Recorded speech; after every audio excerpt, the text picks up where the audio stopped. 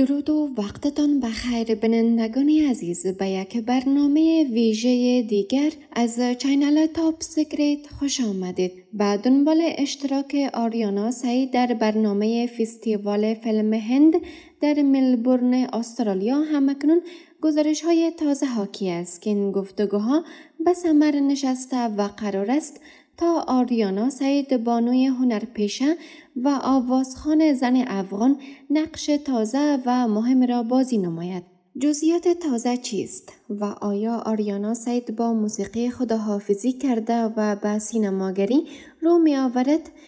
دیدگاه هواداران و مخالفان آریانا سعید چیست و مردم در این مورد چی می گویند؟ اگر می خواهید تا از جزئیات این موضوع آگاه شوید، پس تا پایان این برنامه با ما همراه باشید. اما قبل از آن و جهت حمایت از ما لطفاً ویدیو را لایک نموده و چینل ما را سابسکرایب کنید. سوگند بلخند تو دل من بند تو مهربان تو جان بخواه.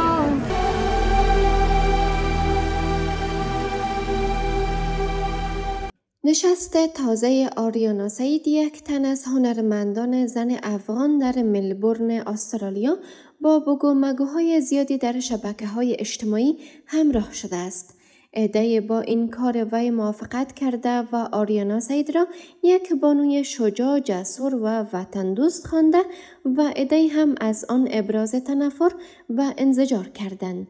این گفته ها پس از آن صورت گرفته است که به تازگی آریانا سعید نشستی را با شماری از بازیگران و سینماگران بالیوود در استرالیا داشته و آنان از فعالیت ها و جسارت های آریانا سعید ستایش و قدردانی کردند.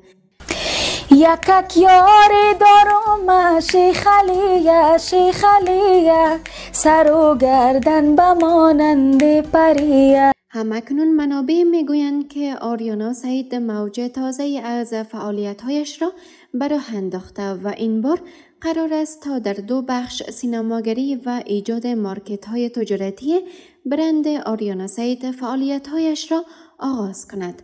به ادعای منابع شماری از بازیگران مطرح بالیوود از آریانا سعید خواسته است تا به عنوان زن افغان که با محدودیت‌ها و چالش‌های فراوان روبروند در مطرح‌ترین سینمای جهان حضور یافته و وضعیت زنان افغان را در دنیا و در همراهی با قوی‌ترین بازیکنان جهان به گوش جهانیان برسانند.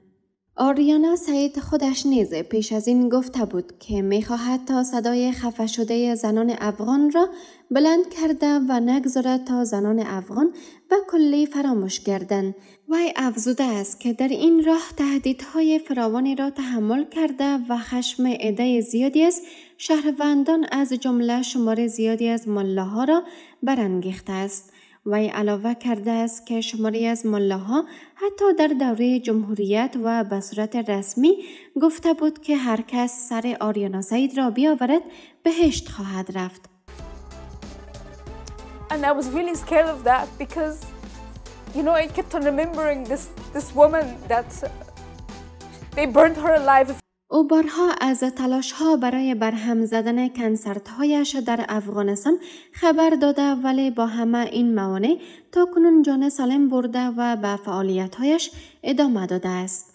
به ادعای منابع همکنون وی تصمیم گرفته است تا گام دیگری را نیز برداشته و قرار است تا لباس‌ها و برند خویش را نیز معرفی کرده و چندین مارکت را نیز در دبی، ترکیه و شماری از کشورهای اروپایی ایجاد کند.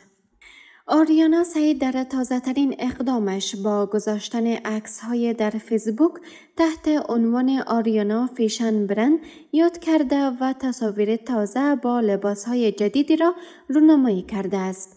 آریانا میگوید که او همواره در تلاش است تا لباس‌های جدید بپوشد، لباس‌هایی که به گفته وی بخش‌های از آن توسط زنان افغان ساخته شده و وی از این طریق می‌خواهد تا دست این زنان را نیز بگیرد. بسیاری لباس‌های ما فوکس ما این است که هر لباسی که ما جور می‌کنیم خانمایی هستند که از اونا به خاطر دستوزی و اینا استفاده می‌کنیم. شماری از هواداران وی از این کارهای وی استقبال میکنند، ولی در مقابل عده‌ای هم هستند که آریانا سعید را دشمن دین و مردم افغانستان میخوانند.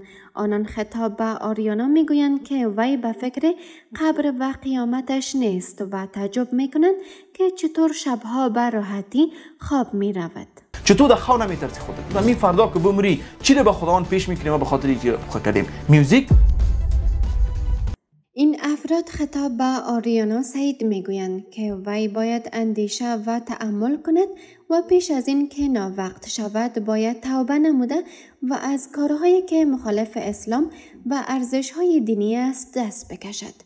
مخالفان وی میگوید که لباس کشیدن و لباس پوشیدن آریانا سعید نمایندگی از زنان افغانستان نمی کنند و هیچ ارتباط با زنان افغان ندارند. آریانا سعید بار زنا اونا به هیچ وجه نمیتونن که از ما زنای مسلمان اینا نمایندگی بکنن. گفتنی است که مخالفان آریانا سعید علاوه بر توده‌های عام مردم در میان هنرمندان نیز می باشند. آنان آریانا سعید را مافیای موسیقی می‌خوانند و آریانا نیز در یکی از مصاحبه‌هایش از این مورد ابراز ناراحتی کرده و گلایه کرده است. آریانا سعید افزوده است که تهمت‌های زیادی به وی زده شده و وی این راه را با تهمت‌ها و گفته‌های پیدا و پنهان زیادی طی کرده است.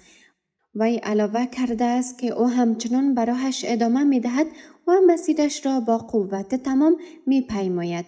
آریانا سعید به تازگی بنیاد دفاع را ایجاد کرده و در تازه‌ترین اقدام از برگزاری نمایش تازه در 30 سپتامبر در ترکیه خبر داده است. آریانا سعید میگوید که وی در تلاش است تا از زنان افغان حمایت و دفاع نماید. وی خواهان برابری زن و مرد در تمامی حوزه‌ها و عرصه‌ها است و میگوید که جامعه مورد نظر وی یک جامعه برابر و عادلانه است. با باور آریانا سعید در حق زنان افغان ظلم‌های زیادی صورت گرفته و باید خاتمه یابد. این گفته‌ها مخالفان وی را ناراحت می‌سازد و آنان می‌گویند که آریانا سعید به دنبال ترویج بی‌حیایی و بی‌حجابی در جامعه است.